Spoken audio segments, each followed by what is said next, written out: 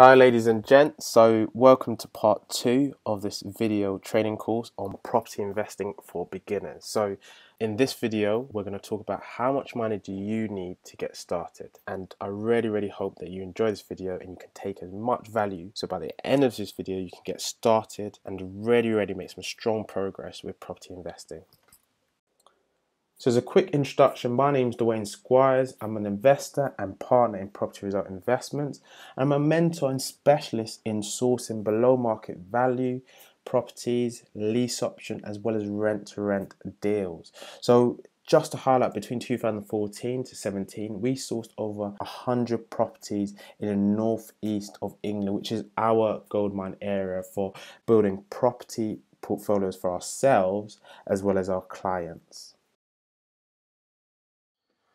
So let's do a quick recap of video 1. So just a reminder, if you haven't watched video 1, I really recommend and suggest that you watch it from start to beginning before you watch this video 2, because that video 1 really gives you the basics and the foundation needed with property investing, and it will help with what we're going to explain in both this video as well as the rest of the training course. So quick recap: flow of income. So you as the property investor and landlord have a contract with the tenant, and that tenant pays you a flow of rent every month or every quarter, every year, depending on the contract that you have in place. Then we've got the basic flow of the process, from marketing and sourcing a property deal that meets your criteria, to signing an agreement to buy that property, to the legal completion, to renting out to tenants that meet your profile. For example, local housing association tenants, professionals, workers, or tourists in the serviced accommodation industry. Finance basics. So typical in the area that we invest is property price that we may have agreed is 50,000, using a standard buy-to-let mortgage of 75% loan to value. 12,500 is what you've invested. Your net income is £400, but outgoing, depending on mortgage, insurance and voids, is £90. So your net income for that month is £210, and as a return on investment on an annual basis, it's 20%. Now let's get started in video 2. So I want to dispel the biggest myth that you may have, is you need hundreds and thousands of your own money to invest. You don't. I'll dispel that from now. So number one, you don't need hundreds of thousands. You can start off with a lower value of capital investment depending on the strategy that you use. And two, you don't need to always focus on using your own money. There are ways of identifying and allocating finance that doesn't necessarily mean that comes from your own pocket, but may come from others who want to invest alongside with you. And just to recap, have to really hammer home one of the key things that you need to take away from investing in properties: return on investment. So it's the annual net income that you get from that property investment over the capital invested. Your investment strategy really dictates the capital you need to invest. Now, so you're aware, there's a lot of investment strategies that you can deploy, from rent to rent, to buying, to flipping, to crowdfunding, to building a property to then rent it out, to sourcing, which we do on a day-to-day and weekly basis, to below market value, to lease options. Now, in this training course, I'm going to focus on just two, and that's BMV, which stands for below market value, and lease options.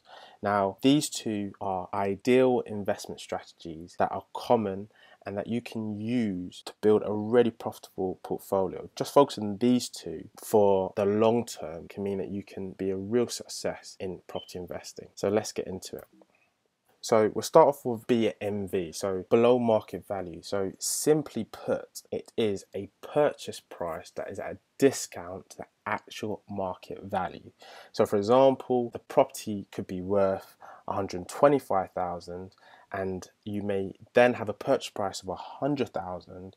That means that you've got a below market value deal. Now, it's very typical to get from between 10 to 15 to 25% discount depending on the location. So if you're investing in an area like London, then it's more likely that you'll get a discount from between 5 to 10%. whilst on a daily basis we're coming across deals and leads that are giving us 20 to 25% discount in the northeast of England. Let's show you an example of the below market value investment strategy. So we'll compare London to Durham. And Durham is an area that we invest in for ourselves as well as our clients on a day-to-day basis. Now, starting with London, an example using in London is maybe a 1 to 2 bedroom apartment in areas like Croydon. So we're looking at outer London, and the value is 400,000 and a below market value discount of 10%. That means a purchase price of 360,000 and a mortgage using a loan to value of 80% is 288,000. Now, in terms of fees and capital needed, it's sourcing fee of 4,000 being used, and that's typical, very, very typical. We have sourcing fees that range between £3,000 to £6,000 depending on the deal. Now, the deposit is 78,000, which is driven by the loan to value mortgage, and then the conveyancing, which is again very typical, of 750. A conveyancing can range between 550 to 1,000. And then stamp duty, which is driven by the stamp duty rates provided by the government. That means the total capital outlay for a typical 1 to 2 bedroom apartment in London outer areas would be £101,550.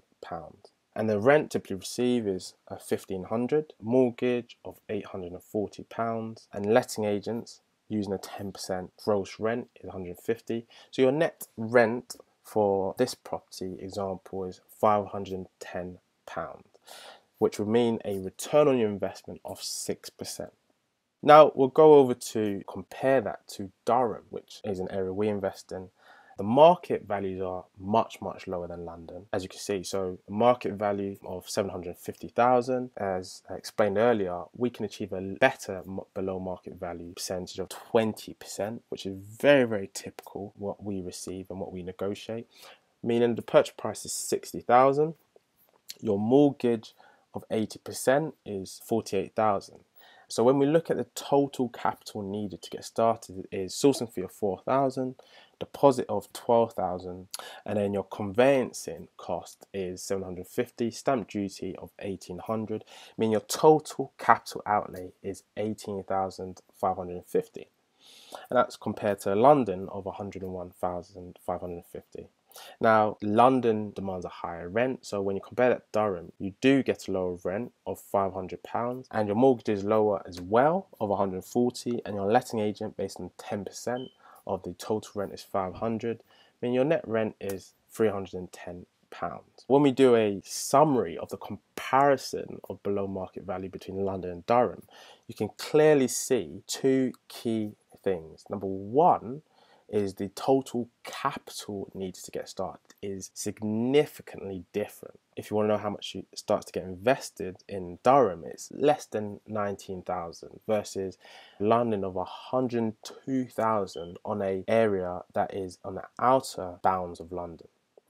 So it's nearly a 5-to-1 ratio when you compare Durham to London in terms of capital needed. And then that also looks up very well to the comparison with our return on investment. London, it was 6%, whilst you compare it to Durham of 20%. Now, the 6% return you'll get from London is still a healthy return when you compare it to putting your capital into a typical bank savings account, which can range between, at best, 1 to 2%, but in many cases 0.5%. But when you compare that to Durham, it significantly lowers. You get 6% versus a return on investment of 20%. As you can see from the example, depending on the area you invest in and the strategy that you deploy, it drives what capital is needed when you invest using the below market value strategy. And then we'll go into a quick actual case study. This is an example that we invested in for our client. So the market value was £35,000, and then the purchase price negotiated was £27,000. Now, for this deal, there was a tenant in place. They'd been in place for many years, so the investor was getting a below market value plus a strong long-term rental. And the capital invested was £27,750. So the £750 was due to the conveyancing fees. There was no stamp duty needed because price is below 40,000. So stamp duty, for your own awareness, only applies for properties from 40,000 and above. Now this property was 35,000, so there was zero stamp duty. So when we look at return on investment, we've got a capital invested of 27,750. This property generated a net income of 350, or 4,500 on an annual basis. So the return on investment was 16%.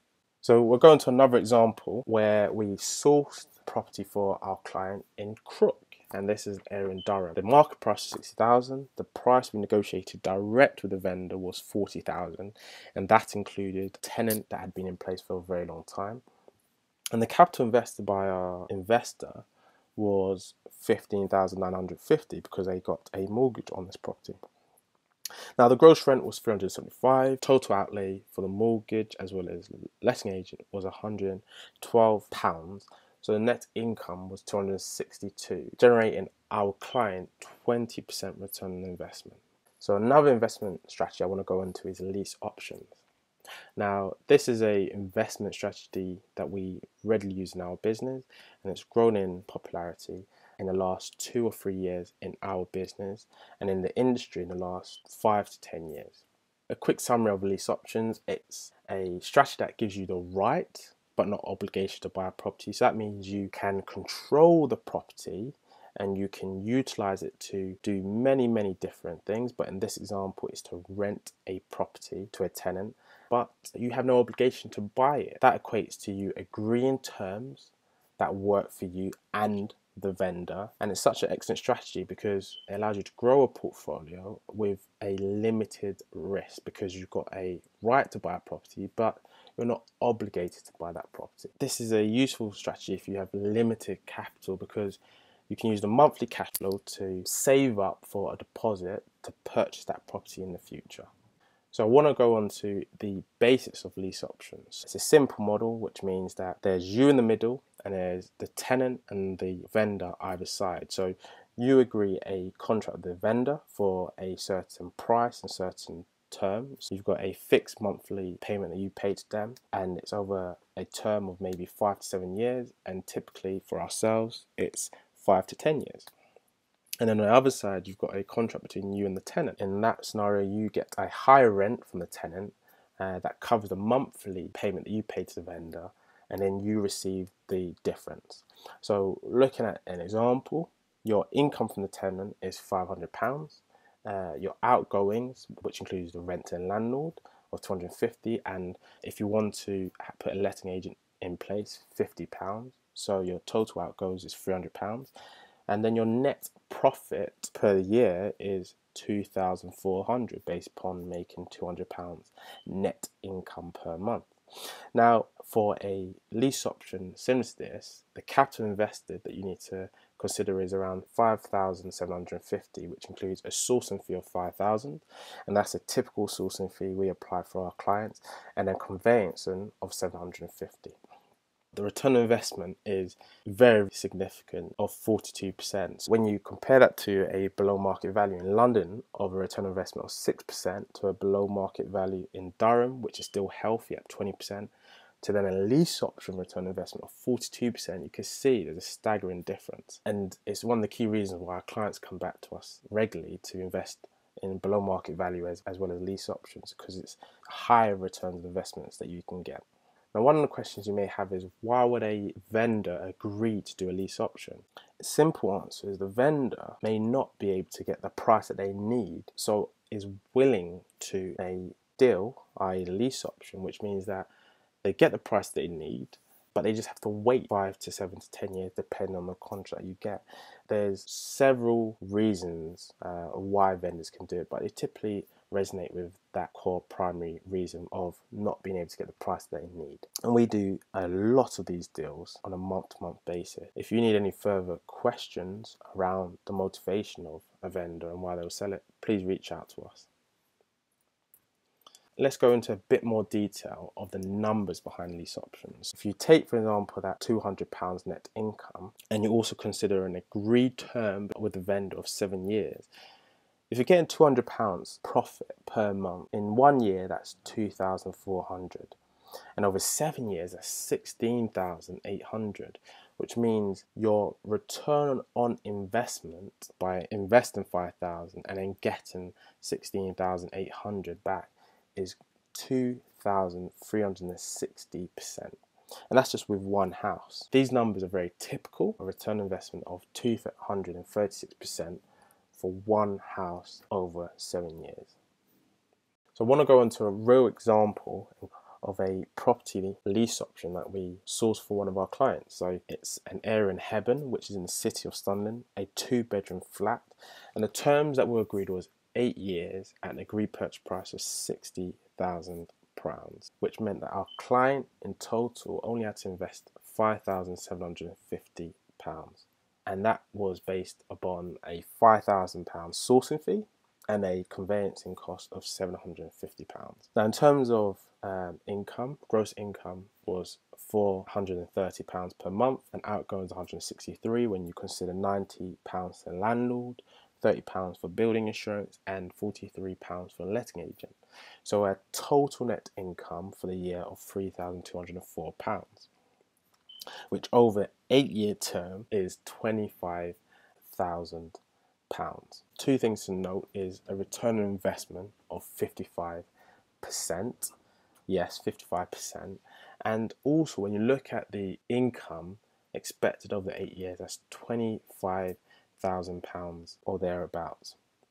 The client can use that money to either invest in further properties, or when you consider a loan to value of 80%, the deposit for agreeing a purchase price of 60,000 is going to mean that you need a deposit of £12,000. £12,000 is covered by the income over the 8 years. So underlines one of the strongest benefits of lease options, which is generate the income you need to purchase that actual property sometime in the future.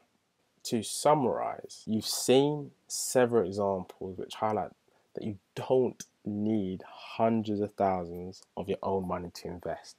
Yes, you do if you're going to invest in London, but when you look at other areas outside of the M25, like the Northeast, and you look at alternative investment strategies, you don't need hundreds of thousands of pounds to invest. So if you have any questions on this video or would like help with your property investing, please feel free to reach out to myself or my business partner Richard Muse using the contact details on screen. We would love to help. So thank you very much for watching this video. In video 3, we're going to go into finding those deals and properties that meet your criteria. How do you source those deals? And we're going to look at using various different marketing strategies like Google, YouTube, direct mail, and more. So please watch video 3.